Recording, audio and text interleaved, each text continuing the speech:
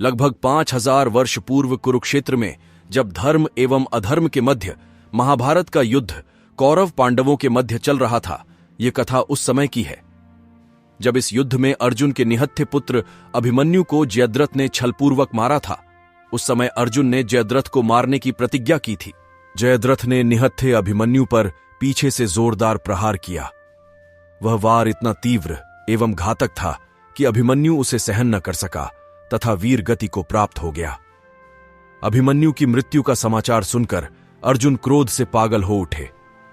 उन्होंने तभी प्रतिज्ञा की कि यदि अगले दिन सूर्यास्त से पूर्व उन्होंने अपने पुत्र की हत्या करने वाले कौरवों के जयद्रथ का वध नहीं किया तो वह आत्मदाह कर लेंगे। उसकी यह प्रतिज्ञा सुनकर जयद्रथ भयभीत होकर दुर्योधन के पास पहुंचा तथा उसे अर्जुन की प्रतिज्ञा के बारे में बतलाया। दुर्योधन जयद्रथ का भय दूर करते हुए बोला, चिंता मत करो मित्र, मैं तथा सारी कौरव सेना महान योद्धा कर्ण सहित कल महाभारत के युद्ध में तुम्हारी रक्षा करेंगे। कल शाम होने तक अर्जुन तुम तक नहीं पहुंच पाएगा। उसे शाम होने पर आत्मदाह करना ही पड़ेगा। महाभारत का युद्ध जब अगले दिन शुरू हुआ तो अर्जुन की निगाहें जयद्रथ को तलाश करने लगी, मगर वह कहीं भी दिखलाई नहीं दे रहा था। धीरे धीरे दिन बीतने लगा तथा अर्जुन की निराशा भी बढ़ने लगी कि उन्होंने कल जो प्रतिज्ञा ली थी उसे वह पूरी नहीं कर पाएंगे। अर्जुन की व्याकुलता देखकर उनके सारथी श्री कृष्ण बोले, पार्थ, समय बीत रहा है।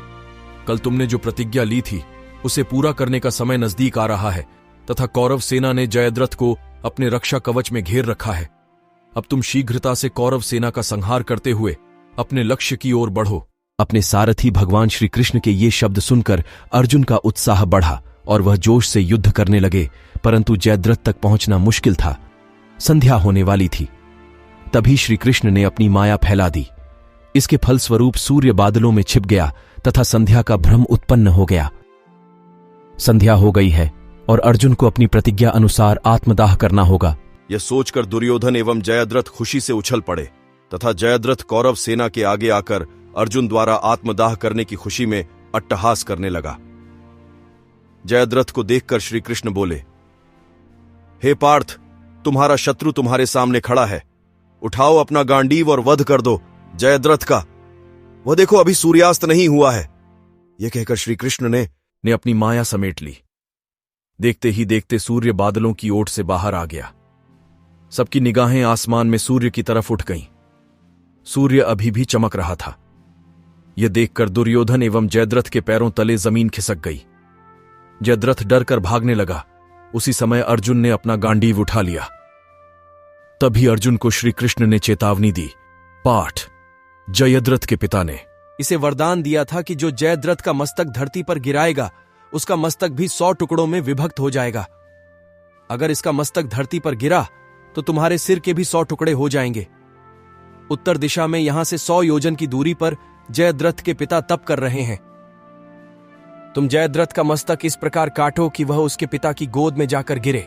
अर्जुन ने श्री कृष्ण की चेतावनी बड़े ध्यान से सुनी और अपने लक्ष्य की ओर ध्यान रखकर बाण छोड़ दिया।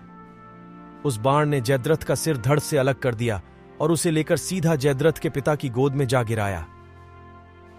पुत्र का कटा शीश देखकर जयद्रथ के पिता चौंक कर उठे तो पुत्र का कटा शीश गोदी से जमीन पर गिर गया।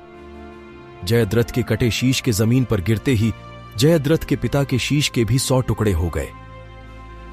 इस प्रकार अर्जुन ने जयद्रथ की मौत का बदला लेकर अपनी प्रतिज्ञा पूरी की।